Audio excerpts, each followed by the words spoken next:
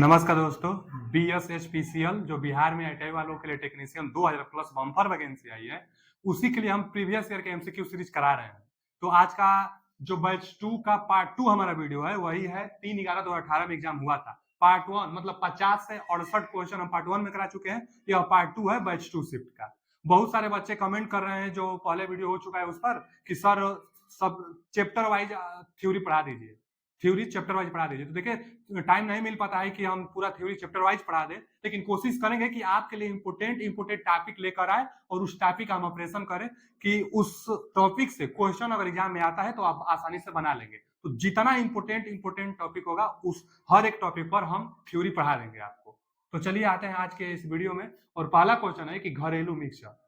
ये कई बार क्वेश्चन भी आ चुका है कि जो घरेलू मिक्सचर होता है, चाहे कोई भी मिक्सचर होता है, तो उसमें स्टार्टिंग में टार्क भी ज्यादा चाहिए और स्पीड भी ज्यादा चाहिए। तो टार्क भी ज्यादा होता है और स्पीड भी ज्यादा यूनिवर्सल मोटर का। कई बार यह क्वेश्चन पूछ भी चुका है। तो यूनिवर्सल मोटर घरेलू मिक्सचर में प्रयोग की जाती है। मिक्सचर सब जुड़ जाए तो यूनिवर्सल मोटर आप ट्रिक लगा दीजिएगा। देखिए इसमें यूनिवर्सल मोटर डी ऑप्शन में दिया है। जो यूनिवर्सल मोटर है इसको यूनिवर्सल मोटर ही क्यों कहा गया?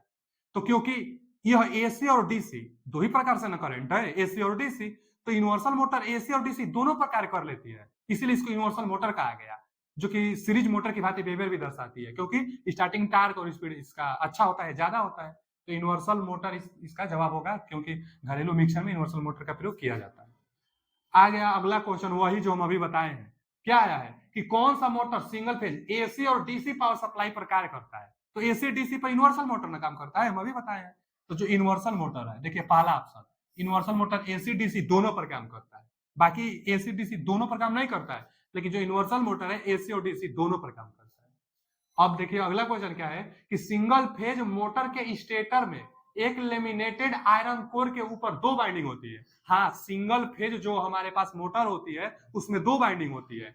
दो बाइंडिंग एक दूसरे से 90 अंश के कोण पर भी होता है। जैसे देख लीजिए, यहाँ से सप्लाई आती है और एक होता है जिसको हम लोग कहते हैं स्टार्टिंग बाइंडिंग, चाहे एक्सिलरी बाइंडिंग। और एक होता है ना मेन बाइंडिंग, चाहे इसको हम लोग क्या कहते हैं, रनिंग बाइंडिंग। ये दोनों एक दूसरे से 90 अंश के कोण पर होते हैं। यहाँ पर हमारा रोटर होता है। अच्छा, और इसमें अलग अलग कैपेसिटर जोड़कर इससे यहाँ से आता है सेंट्रीफ्यूगल स्विच भी लगता है, कैपेसिटर भी लगता है। तो अलग अलग टाइप से इसको जोड़कर बनाने के लिए, लेकिन दो बाइंडिंग होती है। इसको हम लोग कहते हैं रनिंग बाइंडिंग। रनिंग बाइंडिंग यह थोड़ा मोटा टर्न होता है, कम टर्न होता है और मोटा वायर होता है। प्रतिरोध रनिंग बाइंडिंग का कम होता है, क्योंकि इसको लगातार रनिंग कराना है, तो इसका प्रतिरोध कम होता है। और ये क्या है, एक जेलरी बाइंडिंग। एक जेलरी बाइंडिंग अथवा इसी को हम लोग कहते हैं स्टार्टिंग बाइंडिंग। या स्टार्ट कराने का बस इसका काम है। फिर सेंट्रीफ्यूगल जो स्विच होता है ना, इससे यह ओपन हो जाता है, हमेशा काम नहीं करता। तो इसका प्रतिरोध ज्यादा होता है स्टार्टिंग टाइम में। तो स्टार्टिंग बाइंडिंग है, इसी को एक्सिलरी बाइंडिंग कहते हैं, इसको मेन बाइंडिंग चाहे रनिंग बाइंडिंग कहते हैं। सवाल क्या है कि स्टेटर में लेमिनेटेड आयरन कोर के ऊपर दो बाइंडिंग होते हैं, ठीक है, एक रनिंग बाइंडिंग और एक स्टार्टिंग बाइंडिंग है। यह दो बाइंडिंग लंबवत रूप से होते हैं, यह भी ठीक है कि 90 अंश कोण पर होते हैं।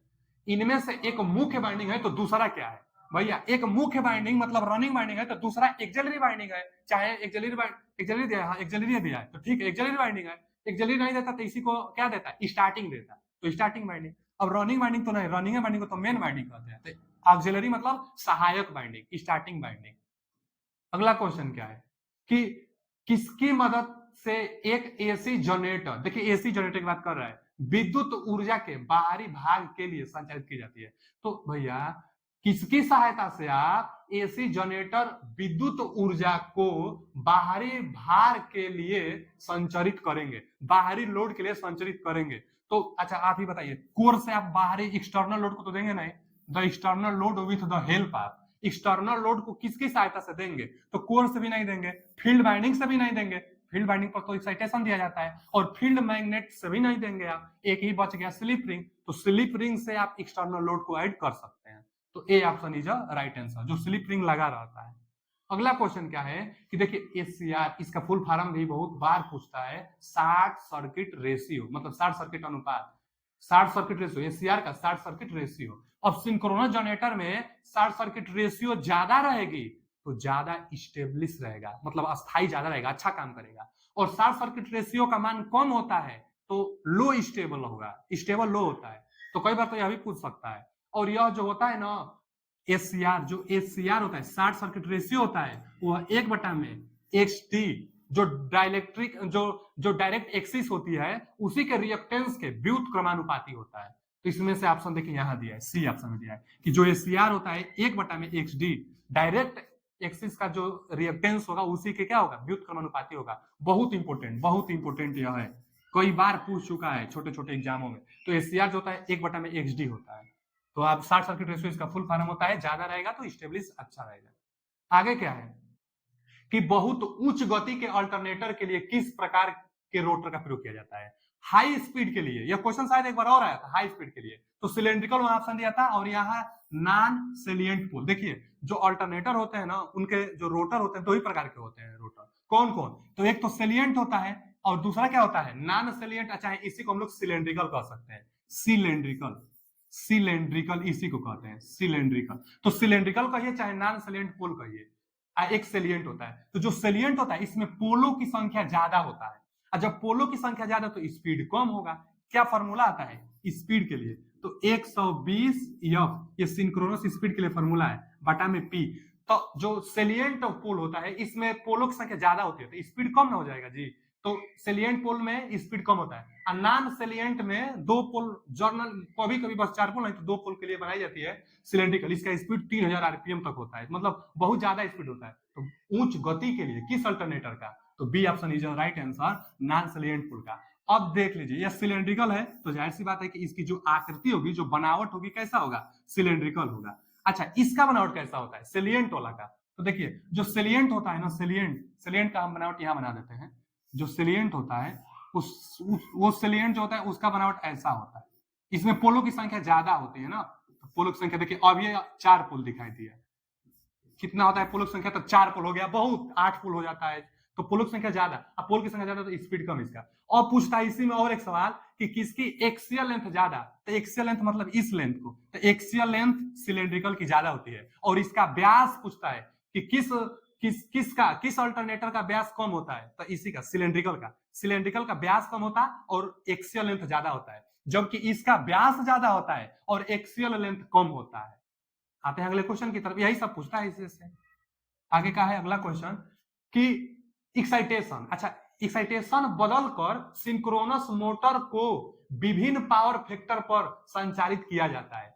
एक्साइटेशन होता क्या है पहले, तो जो फील्ड बाइंडिंग होती है ना अल्टरनेटर में, देखिए ना, एक्साइटेशन बदलकर सिंक्रोनस मोटर, तो जो सिंक्रोनस मोटर होती है, अब जो फील्ड बाइंडिंग होती है उसको कुछ ना कुछ अलग से डीसी सप्लाई दी जाती है। अलग से डीसी सप्लाई देना ही, फील्ड बाइंडिंग को अलग से डीसी सप्लाई देना ही एक्साइटेशन कहलाता है, एक्साइटेशन देते हैं।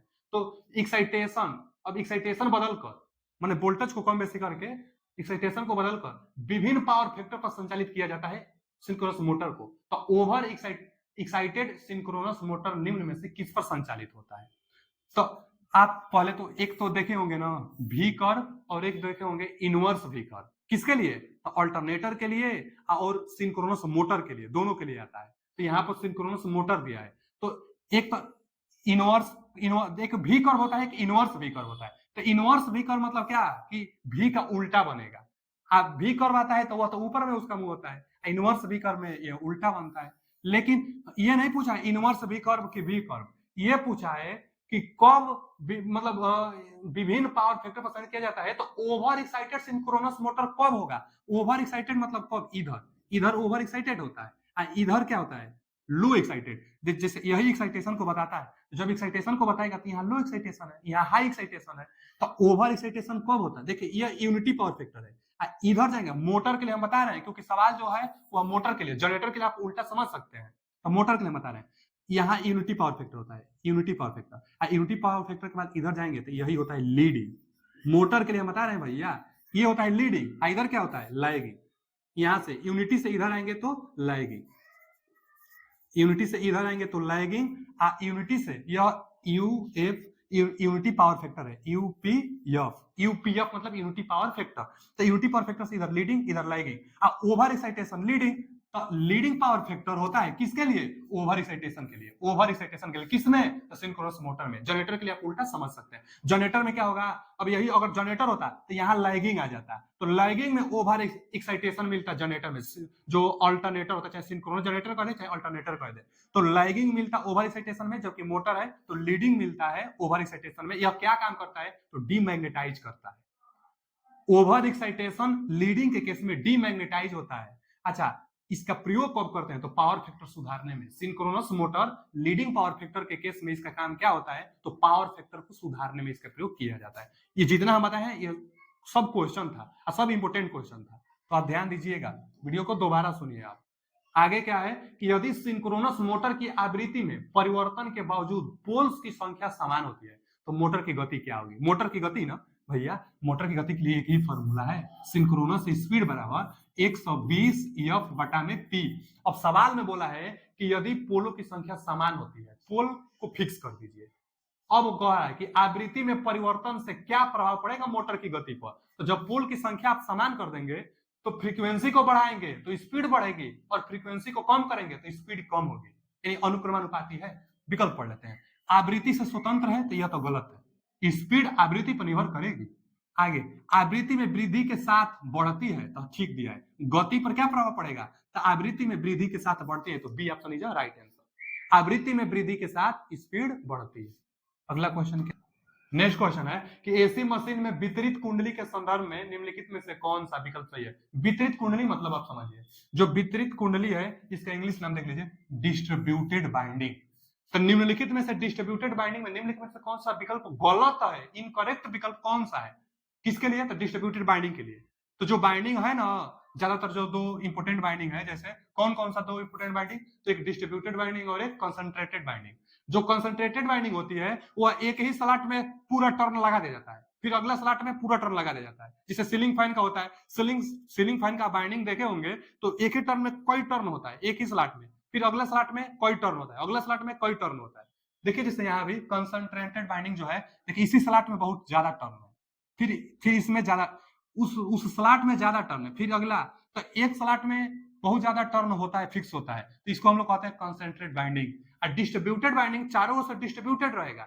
चारों से डिस्ट्रीब्यूटेड मतलब यहां से इसका कुछ हिस्सा अगला वाला में, कुछ हिस्सा सबका, एक ही स्लॉट में पूरा बाइंडिंग नहीं है, आगे के स्लॉट में भी फंसाई गई होती है, अब पूरा चारों तरफ से डिस्ट्रीब्यूट की गई है। तो डिस्ट्रीब्यूट करने से क्या होगा कि पोल जो होगा एक समान रूप से वितरित हम लोग कर लेंगे पोलो को। इसमें डिस्ट्रीब्यूटेड बाइंडिंग में पोलो को एक समान रूप से वितरित कर लेंगे। जो हीट जनरेट होगी तो हीट को भी थोड़ा कूलिंग कर लेगा, इसमें जो हीट जनरेट होगी या थोड़ा कूलिंग कर लेगा, क्योंकि डिस्ट्रीब्यूटेड है चारों तरफ। इसको क्या कहते हैं? Distributed binding. और इसको क्या कहते हैं? Concentrated binding. अब सवाल क्या कह रहा है? सवाल पर आते हैं। सवाल है कि एसी मशीन में डिस्ट्रीब्यूटेड बाइंडिंग के संदर्भ में कौन सा विकल्प गलत है? अब पहला क्या है? आर्मेचर रिएक्शन और आर्मेचर रिएक्टेंस को कम करता है, तो सही है। डिस्ट्रीब्यूटेड बाइंडिंग जो नहीं था, डिस्ट्रीब्यूटेड बाइंडिंग चारों ओर से फैला था, तो जो डिस्ट्रीब्यूटेड बाइंडिंग होती है आर्मेचर रिएक्शन को कम करता है और जो रिएक्टेंस होता है उसको कम करता है, तो वो तो सही है, अच्छा है, गलत नहीं है ये। आगे, डिस्टोरिंग, देखिए क्या दिया है कि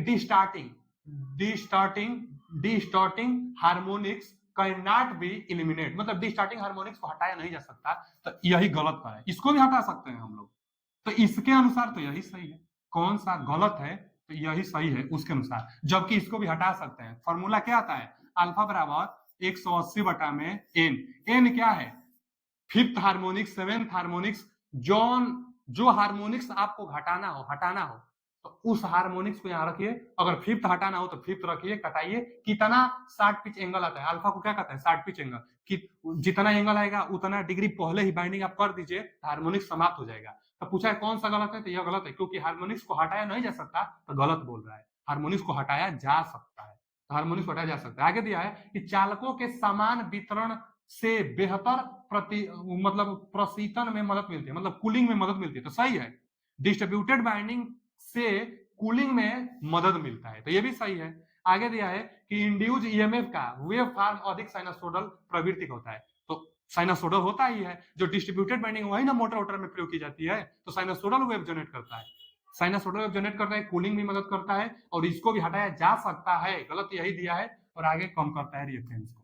अगला क्वेश्चन तो ये देख लेंगे, डिस्ट्रीब्यूटेड बाइंडिंग और ये कंसंट्रेटेड बाइंडिंग है। अगला क्या है कि पार्क जैसे खुले स्थानों के लिए सबसे अधिक उपयुक्त लाइटिंग कौन सी है जो ऊर्ध्वाधर में काम कर सकते हैं? ऊर्ध्वाधर रूप से जो वर्टिकल लगा देंगे और नीचे पार्क में रोशनी दे देगी, तो सबसे ज्यादा इफिशियंसी जिसकी होगी वही ना पार्क में लगाएंगे रोशनी के लिए। तो सबसे ज्यादा इफिशियंसी किसकी होती है? तो सोडियम वेपर लैंप की होती है। सोडियम वेपर लैंप कौन सा कलर का रोशनी देता है? तो पीला कलर का। पूछता है और मरकरी वेपर लैंप तो ब्लूनिश मतलब ब्लू कलर का देता है, ब्लू कलर का देता है, और सोडियम वेपर लैंप पीला कलर का। कितना होता है इफिशियंसी इसका? तो इसका जो इफिशियंसी होगा ना 150 लूमेन प्रति वाट तक हो जाता है, बहुत ज्यादा होता है। 110 150, चलिए हम लगभग में 150 लिख देते हैं लूमेन प्रति वाट। लूमेन प्रति वाट 150 लूमेन प्रति वाट। अच्छा, मरकरी वेपर लैंप का कितना होता है? तो मरकरी वेपर लैंप जो होता है ना, मरकरी वेपर लैंप का लगभग में 55 लूमेन प्रति वाट तक होता है। तो 55 लूमेन प्रति वाट मरकरी वेपर लैंप का। फ्लोरोसेंट जो फ्लोरोसेंट लैंप है इसका तो 60 लूमेन प्रति वाट तक हो जाता है। इसका भी अच्छा होता है। जो फ्लोरोसेंट लैंप होता है ना, जो ट्यूबलाइट हम लोग बोलते हैं, तो इसका भी अच्छा होता है। तो इसका भी 60, हम लगभग में सब बता रहे हैं, तो 60 लूमेन प्रति वाट। विकल्प में आएगा तो विकल्प अनुसार मार लेंगे। जो इनकैंडिसेंट लैंप है, जो टंगस्टन टंगस्टन धातु का जो नाइक्रोम से हम लोग बनाते हैं ना बल्ब में, कांच वाला जो बल्ब होता है उसके लिए, तो इसका कितना होता है? 15 के आसपास होता है, 12 से 15, तो 15 लूमेन प्रति वाट। कम होता है ना इसका, तो सबसे कम होता है। एक कार्बन वाला आएगा तो उसका भी 10 से 12 लूमेन प्रति वाट। पहले जो इलेक्ट्रोड बनाते थे हम लोग कार्बन का, फिर टंगस्टन का बनाने लगे, तो कार्बन का इलेक्ट्रोड का 12, फिर इनकैंडिसेंट लैंप जो होता है जो कि टंगस्टन से बनाने लगे, तो इसके लिए 15 लूमेन प्रति वाट और 60 लूमेन प्रति वाट इसके लिए, और 150 सोडियम का सबसे अच्छा था। इसीलिए खुले स्थानों पर सोडियम वेपर लैंप का प्रयोग करते हैं, जो कि पीला कलर का रोशनी देता है, और मरकरी ब्लू कलर का देता है। अगला, पार्क जैसे खुले स्थानों के लिए सबसे अधिक उपयुक्त लाइटनिंग जो ऊर्ध्वाधर रूप से प्रयोग की जाती है, वही क्वेश्चन फिर आ गया है। तो कौन सा? सोडियम वेपर लैंप, इसकी एफिशिएंसी सबसे ज्यादा होता है। अगला क्वेश्चन है, एक उच्च दबाव मरकरी वेपर लैंप की प्रदीपन क्षमता कितनी होती है? वही प्रदीपन क्षमता, एफिशिएंसी कितना होता है? किसका पूछा है? तो mercury vapour lamp, high pressure mercury vapour lamp, अभी बताया ना 55 लूमेन वाट तक रहेगा, इसके आसपास कोई नहीं है, तो बस 44 से 57 लूमेन प्रति वाट। तो 55 में बताया थे, 57 दिया है, तो यही ठीक है। High pressure mercury vapour lamp कितना? तो 57 लूमेन प्रति वाट, लूमेन प्रति वाट। आगे, यदि एक फ्लोरोसेंट लैंप के केवल सिरों पर प्रदीपन होता है तो यह क्या इंगित करता है? देखिए, फ्लोरोसेंट लैंप का कनेक्शन देख लीजिए। जो फ्लोरोसेंट लैंप होता है,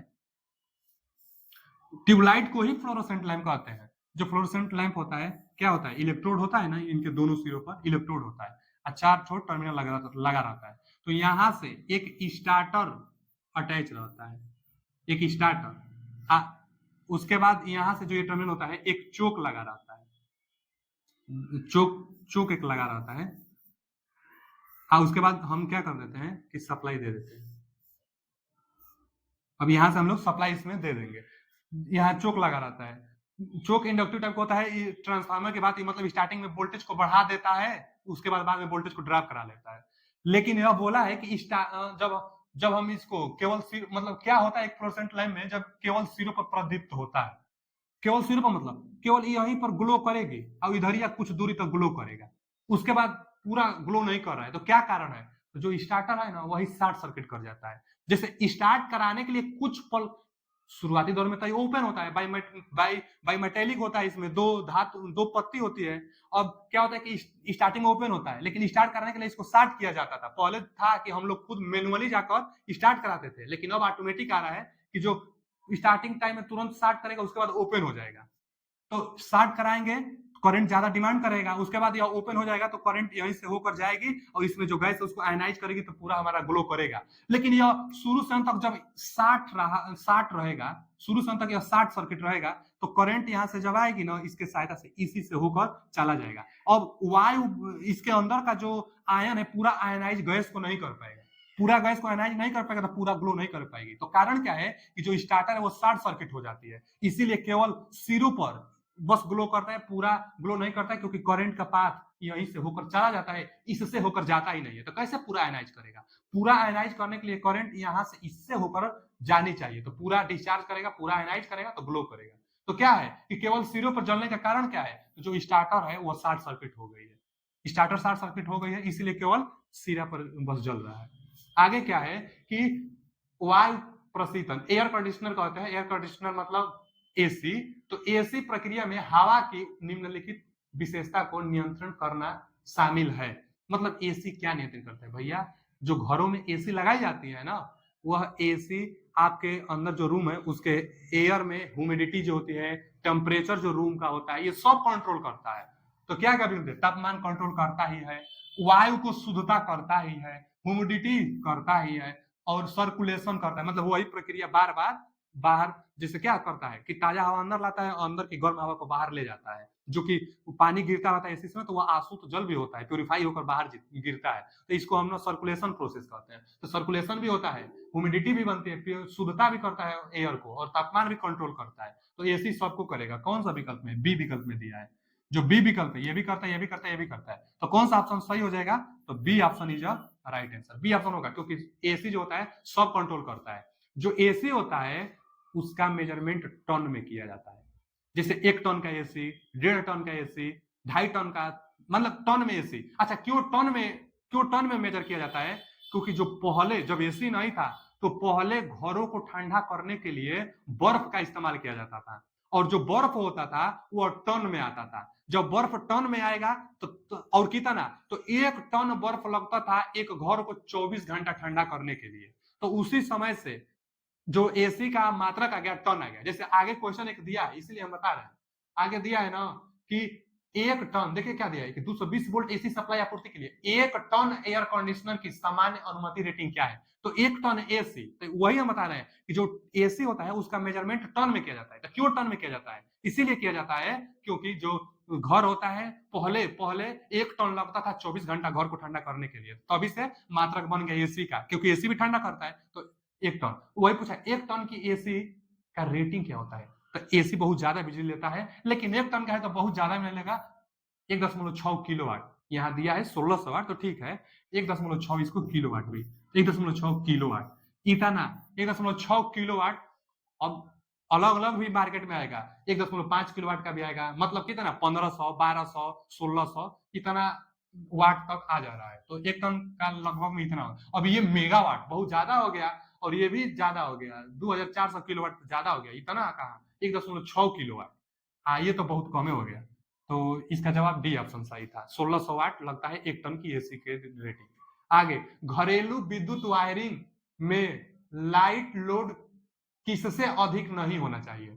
अच्छा, घरेलू विद्युत जो वायरिंग होती है ना, लाइट फैन सब सर्किट, उसके लिए 800 वाट मैक्सिमम होना चाहिए, और 10 पॉइंट होना चाहिए। कितना, 800 वाट होना चाहिए, और कितना पॉइंट, तो 10 पॉइंट होना चाहिए, 10 पॉइंट।